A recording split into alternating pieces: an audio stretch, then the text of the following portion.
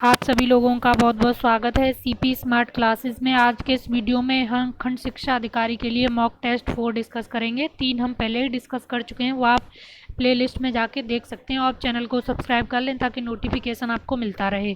आज के इस वीडियो में बहुत ही महत्वपूर्ण एमसीक्यू हैं, इन सभी को आप सॉल्व करें और जो गलत हो जाए उसका आंसर चेक करें फिर से जाके, उसके पास में जो और फैक्ट दिया है उसको चेक करें। प्री क्वालिफाई करने का यही एक तरीका होता है।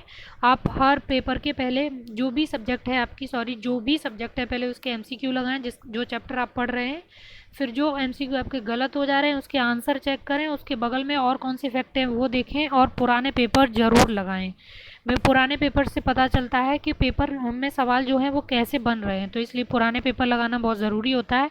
फिर आपके दिमाग में ही जो क्वेश्चन है वो फ्रेम होना शुरू हो जाते हैं, उससे आपका अंदाज़ा है वो बहुत सही जाता है और इस तरह आप गैस कर सकते हैं कि अगला सवाल कौन सा आ सकता है। तो ये तरीका है आपका एमसीक्यू बेस्ड जो पेपर होता है उसमें यही तरीका होता है पढ़ने का, तो आपको इसी तरह से पढ़ना चाहिए। तो चलिए आज का पहला प्रश्न देखते हैं। सब्जियों की खेती की पद्धति को क्या बोलते हैं? एक सवाल तो पीसीएस में इस टाइप का आता ही आता है, क्योंकि साइंस से जीएस वाले पेपर में कम से कम 15-20 सवाल आते हैं। हर पेपर में जो 100 से ऊपर नंबर का है उसमें 15-20 मान के चलो कि साइंस के सवाल आते हैं, तो ये आएंगे इसमें साइंस के भी, और ऐसे सवाल आने की पूरी संभावना होती है। जो मोस्ट इंपॉर्टेंट है वो मैंने इसमें ऐड किए हैं। तो सब्जियों की खेती की पद्धति को क्या बोलते हैं? तो option A horticulture, option B olericulture, option C floriculture, option D agronomy. तो सब्जियों की खेती को बोलते हैं ओलेरिकल्चर, तो ऑप्शन बी आपका राइट आंसर हो जाएगा ओलेरिकल्चर। अगला प्रश्न है, ये बहुत इंपॉर्टेंट है। भाषा की संरचनाएं, विकास एवं इतिहास का अध्ययन विज्ञान की किस शाखा के तहत किया जाता है? यानी जो लैंग्वेज होती है उसका स्ट्रक्चर, उसका डेवलपमेंट और उसकी हिस्ट्री विज्ञान की कौन सी शाखा के अंतर्गत किया जाता है? तो उसे क्या बोलेंगे? तो ऑप्शन है lexicography, option B phenology, option C philology, option D pisciculture.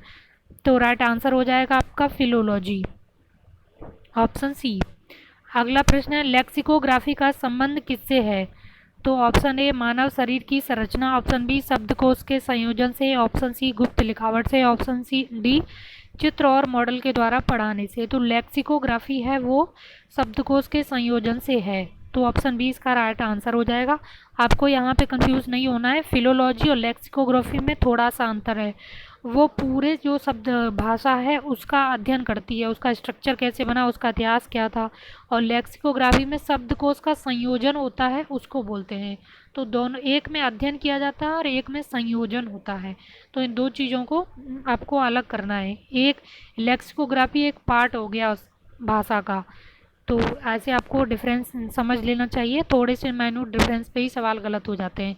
अगला प्रश्न है, वृद्धावस्था एवं काल प्रवण के विषय में ज्ञान प्राप्त करने की विधि को क्या कहते हैं? तो option A gerontology, option B ethnology, option C pathology, option D इनमें से कोई नहीं।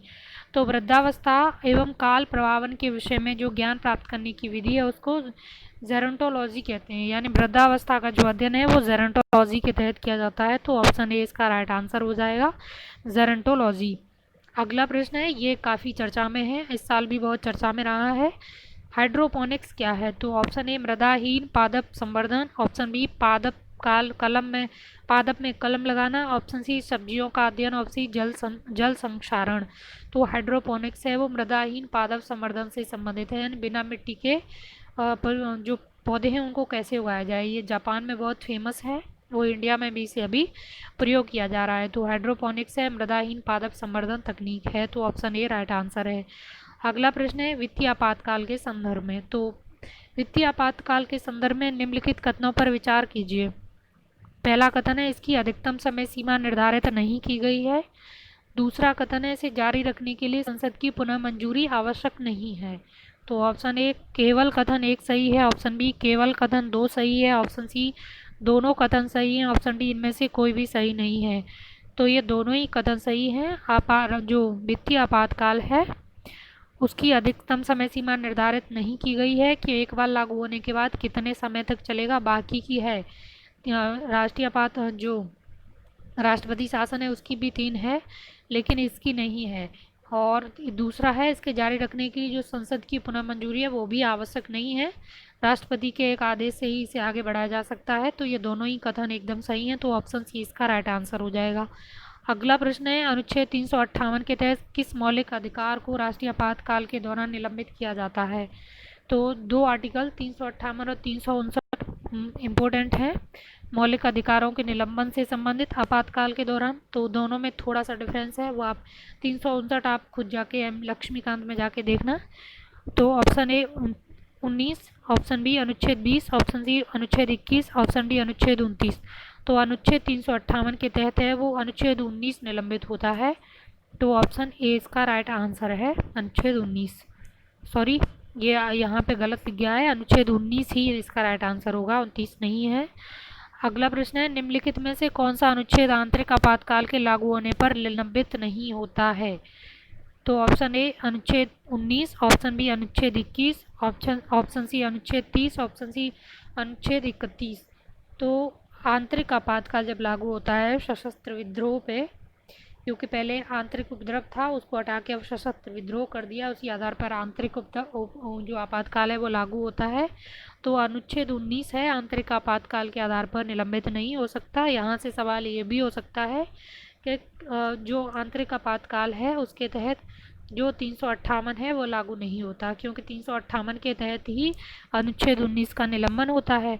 तो ये दो तरह से आपको समझ लेना चाहिए। तो इसका राइट आंसर हो जाएगा ऑप्शन ए। अगला प्रश्न है, राष्ट्रपति शासन के प्रभावी होने की घोषणा जारी होने के बाद संसद के दोनों सदनों द्वारा कितने समय के अंदर अनुमोदित होना आवश्यक है या अनुमोदन होना आवश्यक है? तो भैया ऑप्शन ए 1 माह के भीतर, ऑप्शन बी 2 माह के भीतर, ऑप्शन सी 14 दिनों के भीतर, ऑप्शन डी 6 माह के भीतर।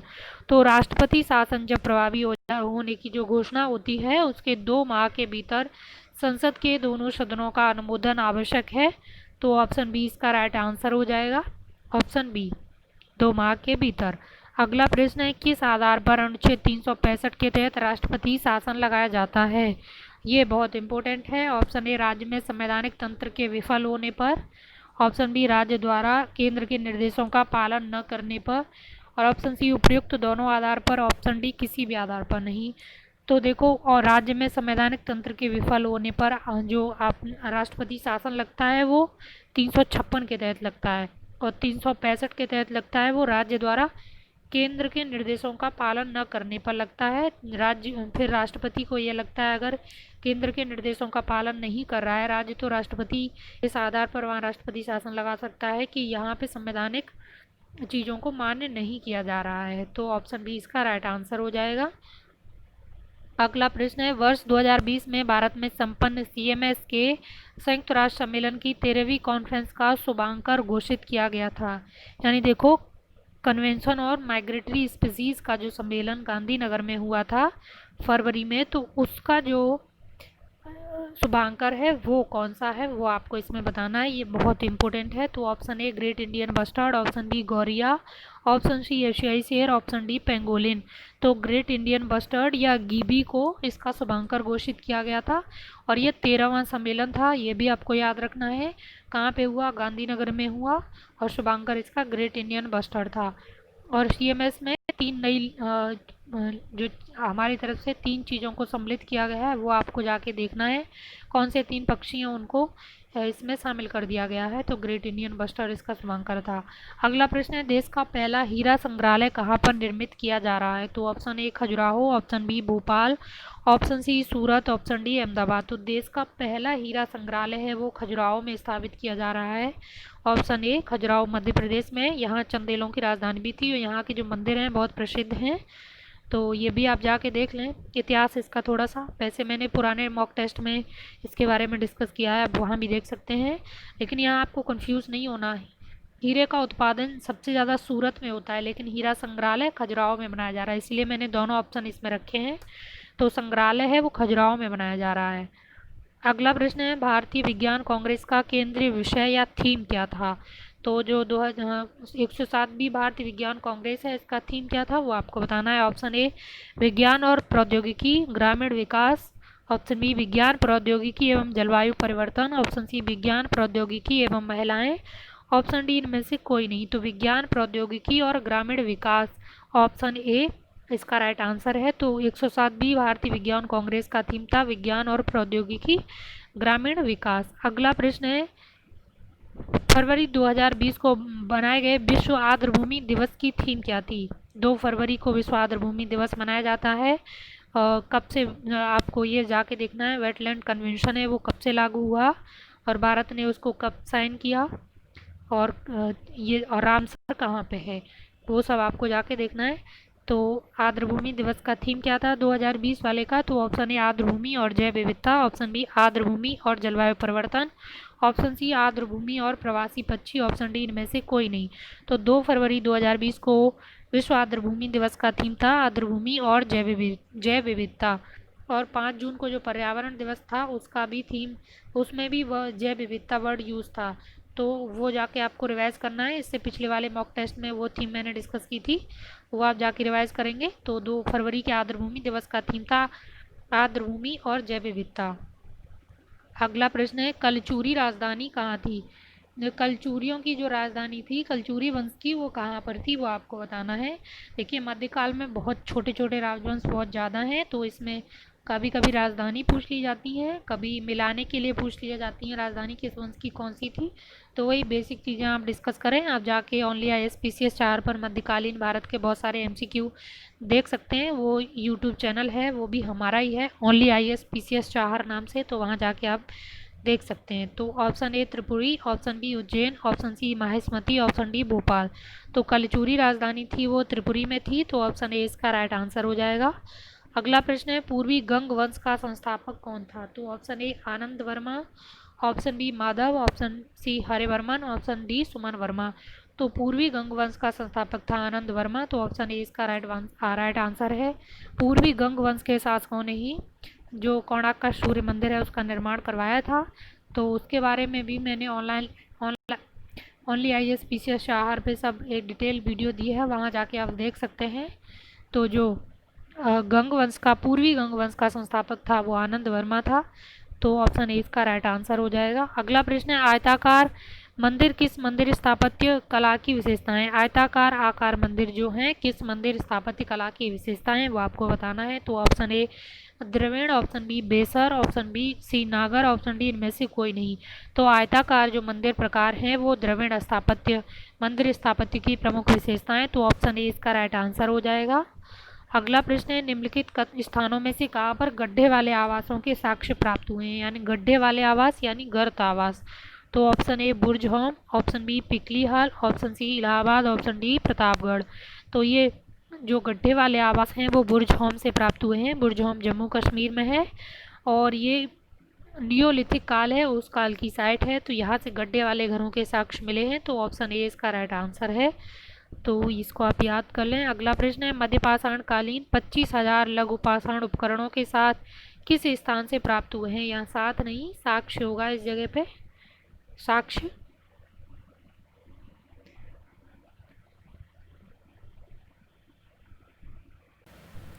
तो इसका ऑप्शन है आजमगढ़, ऑप्शन बी है Adamgarh, option C Bagor, option D Chirand.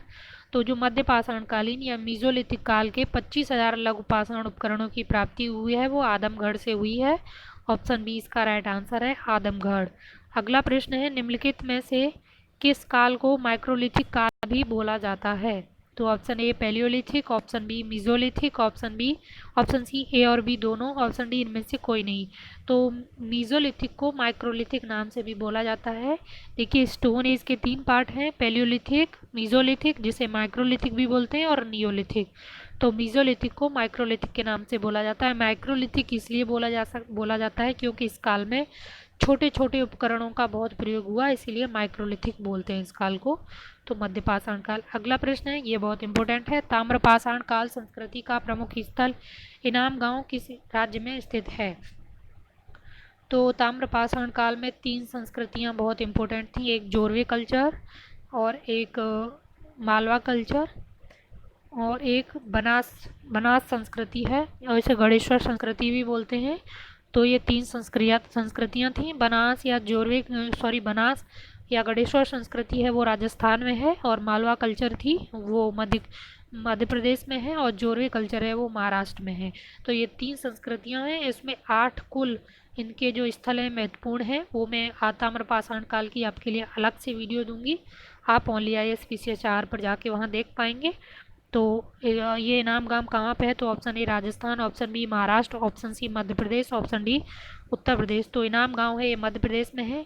यहाँ से विशेषता क्या मिली है? तो विशेषता ये है कि यहाँ पे छोटे और बड़े घरों के साक्ष्य मिले हैं, जिसको देख के ये अंदाज़ा लगाया जाता है कि सामाजिक विषमता बहुत ज़्यादा थी, यानी गरीब लोग भी थे और पैसे वाले लोग भी थे। तो ऑप्शन बी इसका राइट आंसर है। बहुत इंपॉर्टेंट साइट है ये आपके लिए। अगला प्रश्न है, चांदी का मुकुट सिंधु घाटी सभ्यता के किस पुरास्थल से प्राप्त हुआ है? Option A Kunal, option B Rangpur, option C Lothal, option D Kalibanga. तो चांदी का मुकुट है वो कुणाल से प्राप्त हुआ है, कुणाल हरियाणा में है। तो ये इंपॉर्टेंट साइट है, ऑप्शन ए इसका राइट आंसर हो जाएगा।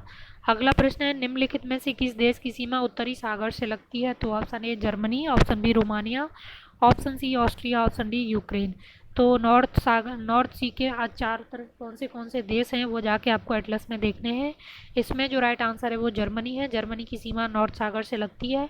नॉर्थ सागर इसलिए चर्चा में है क्योंकि यहाँ पे बहुत बड़ा विशाल डैम बनाया जा रहा है।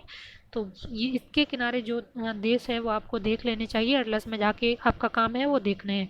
तो ऑप्शन ए इसका राइट आंसर हो जाएगा। अगला प्रश्न है, वोल्गा नदी के डेल्टा पर कौन सा प्रमुख शहर स्थित है? Option A Astrakhan, option B Volgograd, option C Minsk, option D Crimea. तो वोल्गा नदी है कैस्पियन सागर में गिरती है और इसके डेल्टा पर है वो अस्त्रखान स्थित है। एटलस में जाके आप देखना।